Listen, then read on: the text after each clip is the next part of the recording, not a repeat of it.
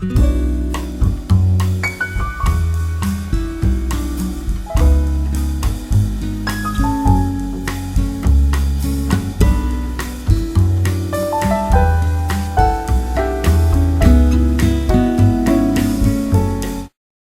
there everybody. I saw a very interesting vinyl community video a couple of days ago by Steve Carlson, who made a video where he talked about jazz, how he got into jazz, and gave some tip for people who just started listening to jazz, and it was a very interesting video, which I will leave a link to in the description area. And I felt like I wanted to do this kind of video for quite some time. I never got the time to do it, actually. Maybe not a beginner's dictionary of jazz, but give some tip to what is the best way to go if you just started listening to jazz and so on. And you might say that Steve Carlson inspired me to finally do this video. And Steve Carlson talked about how we started listening to jazz. How I started listening to jazz, I have mentioned before, but I'm glad to mention it again.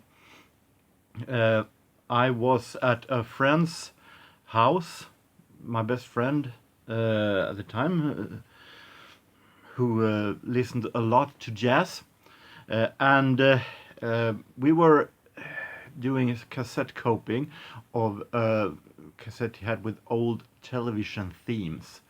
We were a little bit of a nerd of science fiction and so on at the time. Old television themes where we did cassette coping of, and it was a little bit of space left on the cassette, and he asked me, "Do you want some jazz to fill up the place?" And at the time I was 11 years old. I've heard only that jazz was. I heard jazz briefly, that it was not something that I reacted on. It sounded pretty cool, but nothing I reacted on. I went in here and out here as newly in love with pop music. It was hit music that I was mostly focused on. However, I said, yeah, why not? Because if he likes it, I thought maybe it's good. So I got some recordings on that cassette of a Hungarian Dixieland band that he had recorded from television, and a recording of from this album. It was a group of musicians who had joined together to tribute Fletcher Henderson in the 50s. Rex Stewart and J.C. Higginbottom and Benny Morton and Coleman Hawkins, Ben Webster, all the great ones, with exception from Henderson himself. And it was a song called Casey Stew that was that he also put into that tape. That is on this album. And the day after, I had a holiday from school. I didn't have any school that day. My father was working. I was alone. I listened to that tape again, and I came to the jazz part, and all of a sudden it struck me, hey, this is so great! What an awesome groove! It was what amazing horns. And especially in this Casey Stew, I got so amazingly in love with the music. So I remember I ran around in my parents' apartment and searched for anything that sounded like jazz. I even phoned my father at his job asking, "Do you have anything that sounds like jazz?" And my father was not a jazz lover, so he said, "No, I don't think so." It was nothing on the radio.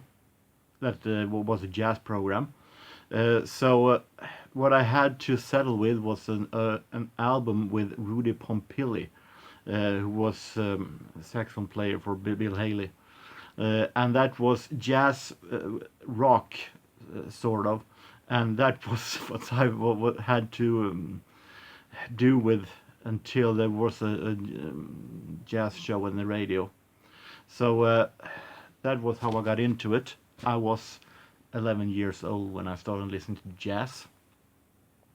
Maybe not that usual. On the other hand, I used to say that maybe I have inherited. I have inherited my jazz interest because my grandfather was a jazz drummer in some Swedish bands. Not big musician though, not famous one, but he played locally. And during a couple of years in the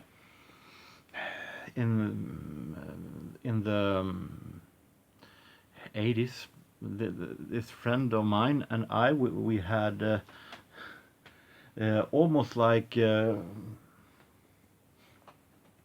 little feud when it was time for summer holiday. We were copying and sharing jazz recordings between each other at our spare time, but when it came to summertime, we both wanted this one, the jazz book. Not that much imagination when it comes to the title, but jazzboken. It was a dictionary with different kind of musicians and so on. This is a little worn out, but it was released in 1955. One year summer holiday, I got it, and the other summer he got it, and I was because it was so fascinating reading these recording suggestions, reading about the musicians, and I also loved seeing old pictures like this picture right here. I loved sitting and watching during the holiday these pictures of old musicians playing live, and finally I won this battle when I bought this. This my first jazz years, so a lot of jazz recordings that are a part of my childhood. So that's how I started it, and the more I grew up, the more I saw other jazz fans having huge record collections of jazz, and I felt somewhere deep inside that I want to have this kind of big jazz collection too. It looked so awesome to love this music and have this big collection, and I guess now that dream have come true. So I'm very proud of my jazz collection actually. So a little how I started. I hope this video won't be all too long. If it is, I beg your pardon, but I can talk a lot of times about jazz.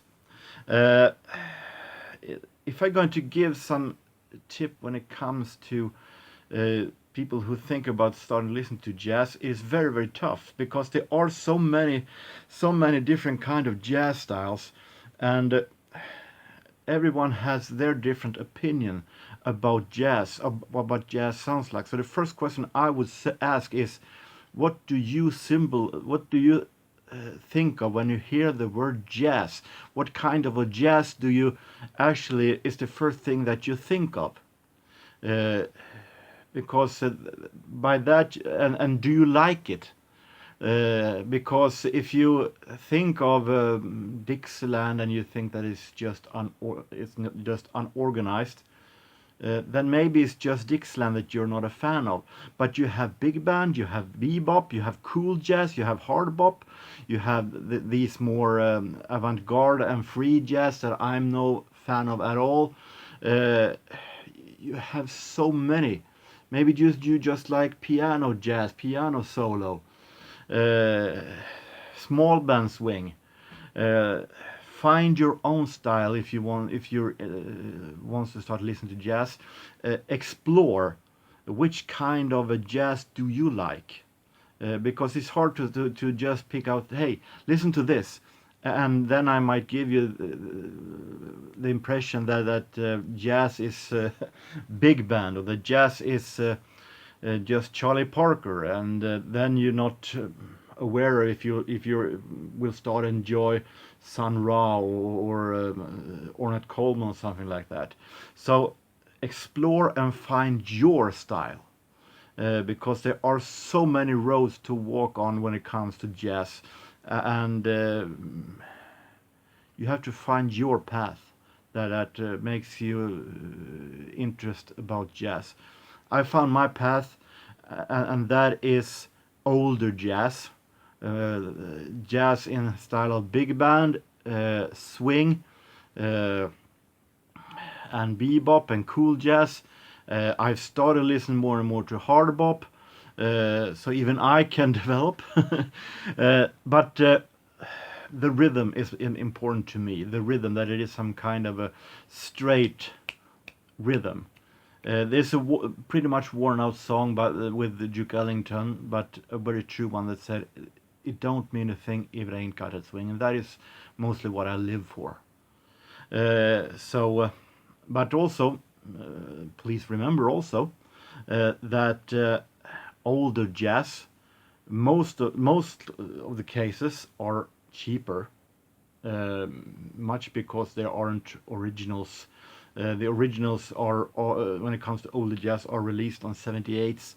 Then record labels has transferred them over to vinyl and released them in multiple different kind of releases in various form and labels. When it comes to from Miles Davis and forward, we're talking about that they had the 78 era was long gone. They released their songs directly in most cases to vinyl, and of course then the newer jazz are way more expensive, which is good to me, of course, because if I prefer older jazz, I don't have to ruin myself all that much in comparing to if I was going to buy the newest ones. But as I said, you have to find your kind of style. Steve Carlson mentioned compilations or collections, and those are always, no matter genre, they are always a good way to start exploring. And when it comes to jazz, there of course are more famous recordings than others when it comes to big names. Find collections with the most famous names, of course. However, the more you will experience you will get, most likely you will start being a little bit tired with all these same songs. When I was starting to listen to jazz, these kind of collection were gold. Like this cassette from a low budget label, because many of these collection with the most famous songs are released on these kind of very low budget labels. This is a low budget label called I Love Jazz, who have released a cassette called Greatest Hits with Duke Ellington, containing those songs that you actually think of when you hear Duke Ellington. Take the A Train, Sophisticated Lady, you have C Jam Blues, Satin Doll, and so on and so on. And soon enough, because these are of course also heavily played in radio and everywhere, so soon enough you might get a little bit of tired of these ordinary greatest hits, like I did. We have another example here, Benny Goodman, the great Benny Goodman. I got this as Christmas present from a friend of mine, Otto. King Porter Stomp, Down South Camp Meeting, Bugle Call Rag, Sing Sing Sing, and Bash Go to Town. Those ordinary, most famous Benny Goodman songs released on something called Goldies. But soon enough you start to want some more order. Soon enough when I started listening to jazz, all of a sudden I couldn't hear anything other that they talked about than Duke Ellington, Glenn Miller, In the Mood, Chattanooga Choo Choo, and I started to feel like, aren't there anything else? I was so tired of listening to these ordinary. So even for a couple of years, I stopped listening to big band. When it came to jazz, I focused on small band swing and bebop and piano jazz. And it took me a couple of years before I realized that, hey, there are some good big bands still. Find them. And it took me many years until I started to listen to Duke Ellington again, as you know. So I made peace with Duke Ellington, as long as these songs are not included. But what is the fun sports when it comes to jazz is to find these not that ordinary recordings. We'll get back to that a little bit later on. But it is some kind of collections that is very, very interesting also. And those these are those that aren't containing the most ordinary. I have nothing against if it contains one or two ordinary, but I want new recordings. And I'm talking about those more themed collections from different kind of musicians. We're talking about a collection from one specific record label, a collection from a musician's recordings during a specific period of times, different kind of years. We have this, the best of Miles Davis from the Capitol and Blue Note years. Of course, we have those ordinary. We have songs from my favorite Miles Davis album, Birth of the Cool, pretty ordinary. But it's a special themed collection that I feel like I really want. You also have this, Benny Goodman, with a collection of his songs with Fletcher Henderson arrangements. And also from a specific period. Or what about this, Charlie Parker? Charlie Parker, the Verve Years collection, between 1952 and 54. This double LP set. Those are the collection that I find most interesting to actually find. Something that I really enjoy is of course live jazz, because live the musicians are the most unique. They are really doing the special thing. You can tell that they are really in their rightful place when they're in front of an audience and play their butt off. And of course then live jazz on album is someone that I really love. You really hear in some recordings that they have really happiness when they're playing in front of an audience. This one is pretty ordinary, a little banged up sleeve, but the record itself are really good. Miles Davis in person at the Black Hawk San Francisco, live recordings, really great.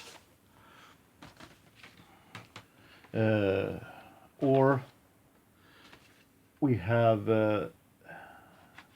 these one who aren't live, but they also tell a story. because that is also when a recording tells a story, it's also very, very fascinating. These are a couple of vinyl singles called Sessions at Midnight. And Sessions at Midnight, this is recording with musicians like Benny Carter, Harry Sweet Edison, Jimmy Rowles, and so on, Will Smith. And these came up when they were having a recording session, or they were having a live session until midnight at some place at Melrose. No, yeah, and they were playing really, really great, and they were having energy, really energy and happiness. And a record producer came up and said, "Hey, you guys are awesome. You must come to my record studio right now and do some recording." And even if it was in the middle of the night, they just follow him to the recording studio, and in the middle of the night in the studio, they just continued jamming. And it was released on these ordinary 3-part singles. EPs. I only have 2 of them, so I hope to find part number 2 soon. But this is telling a story, and how awesome wouldn't it be to hear how they sound when they were playing in the middle of the night right after a concert and still having this energy. And it's fantastic.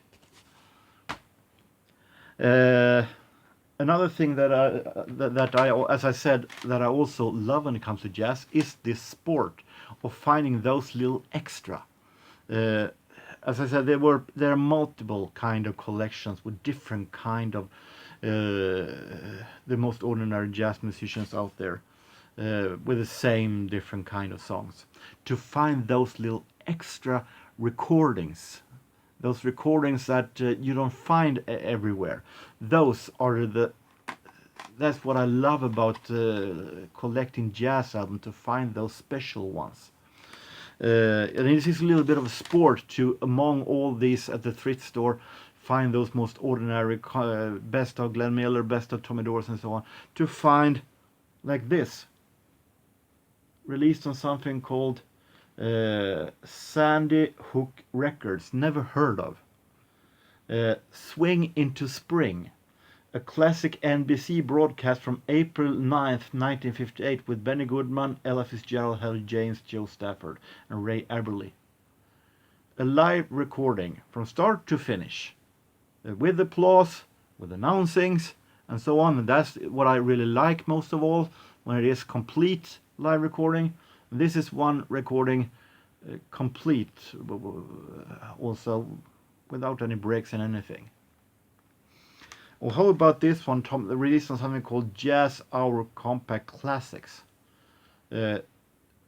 Dorsey Brothers live at the Meadow Brook in October 28, 1955.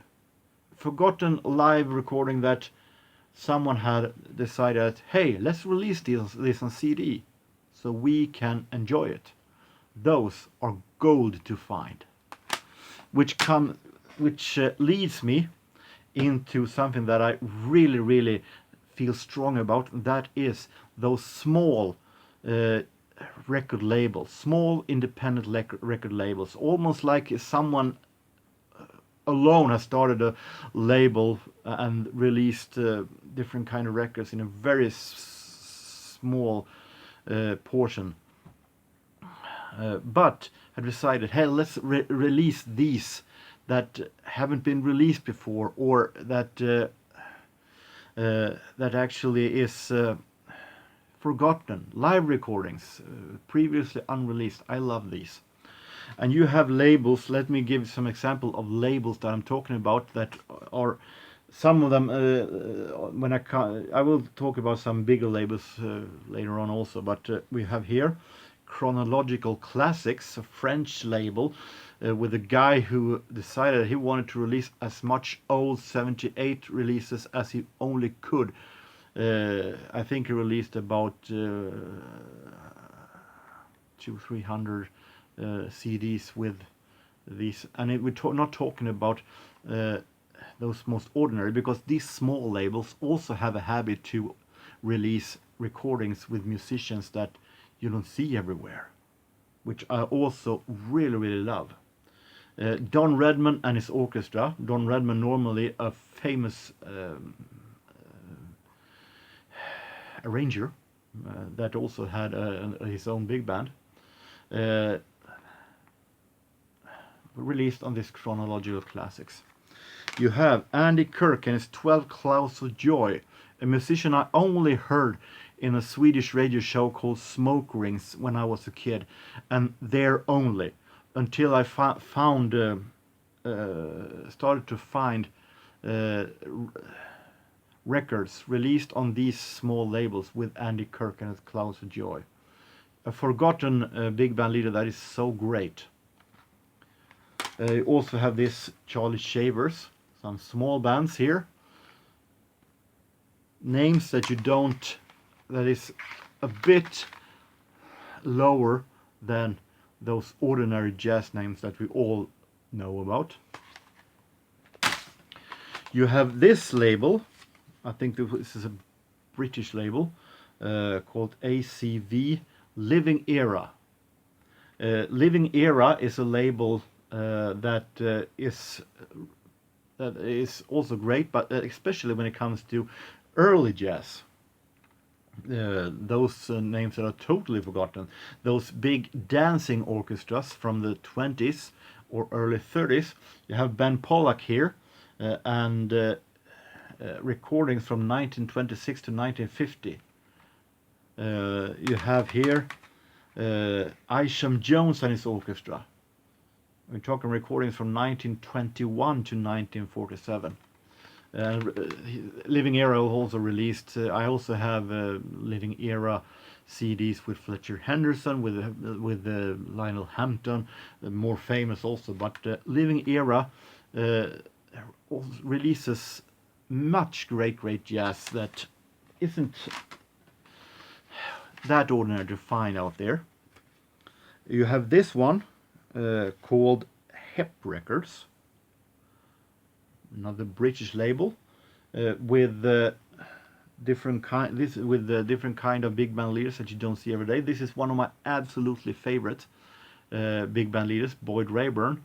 I mentioned a lot of times before. He is did some newer style of jazz, who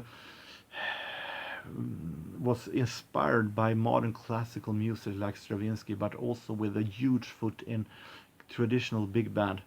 And I like that when you're having one foot in the tradition, but also dare to explore it a bit. And he really did that. I really like his music, but it's not easy to find because he never got that fame that he really deserved. There were a lot of people also who felt like that this was too modern for him. He was a little bit ahead of his time. But I have started to get a pretty good collection of Boyd Rayburn's records. This is Jubilee Performances. Jubilee, who was a popular American radio show. And you have here also a musician that played with Boyd Rayburn, Johnny Bothwell, who follows in the same footsteps. Something new, but with one foot in the tradition of big band also. So Hep Records, also not that easy to find. You have here a label that I've started to enjoy very much recently. Maybe this label has one of the most ugliest, most horrible logos, but they are really good. Affinity. I know very little about. I think they're British, but Affinity. This is Red Nichols. That are. I don't like Dixieland all that much. I think that one is a little. It's interesting that Dixieland was the thing that led me into jazz, but I dropped it pretty fast. But some early recordings are really good. Also look at these. that label. I don't find that it's a little bit childish, but at the same time releasing so much great jazz. This label. you also have here, now it's coming to some bigger, more well-known labels, like RCA, who had multiple sub-labels for jazz. And one of the most easiest to find is Bluebird, that I mentioned a lot of times before. And they are releasing records. They were releasing records with themed collection that also contain both the most familiar songs, but also with songs that you don't hear every day. And when it comes to vinyl, they also releases most of all in double album set. So, and as I said in my vinyl tag, I like this logo. Compare it to Affinity. I think this one is a little bit more beautiful label. And you have another Tommy Dorsey. If you, at least here in Sweden, if you want to start to collect complete Bluebird with different kind of musicians, you're going to have to work your butt off, because it's not easy to find all of these volumes. I'm happy to have more than one when it comes to Tommy Dorsey. And you have this with Artist Shaw that I've shown before. There is also a label that I have for some reason got stuck with, that I really actually like, even though their methods were a little bit highly doubtful. That is German label Past Perfect Silverline.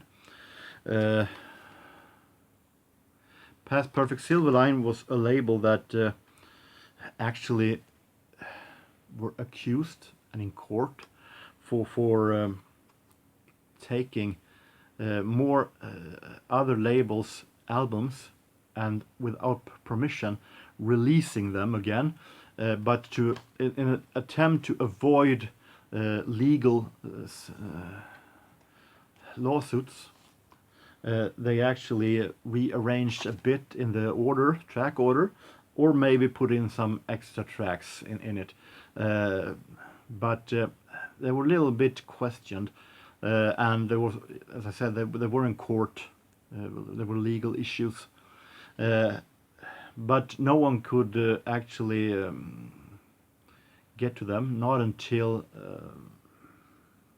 very much later, until I think it was a British label that managed to shut them down.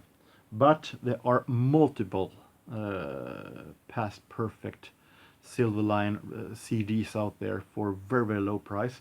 And what I like about it is that they also have been releasing a whole lot of recordings with musicians you don't find everywhere, with songs that are not easy to find either. Art Farmer. Here we have an Oscar Peterson, an Errol Garner. You see that box set up there with Coleman Hawkins, that huge box, that is also a Past Perfect Silverline 10 CD box set. So they are a little bit doubtful, but I can't help liking Past Perfect Silverline.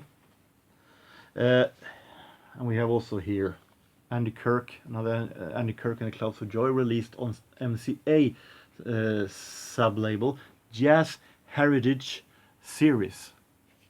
It also releases goodies. Then also Steve Carlson mentioned looking out for musicians on different kind of albums and search more on those musicians.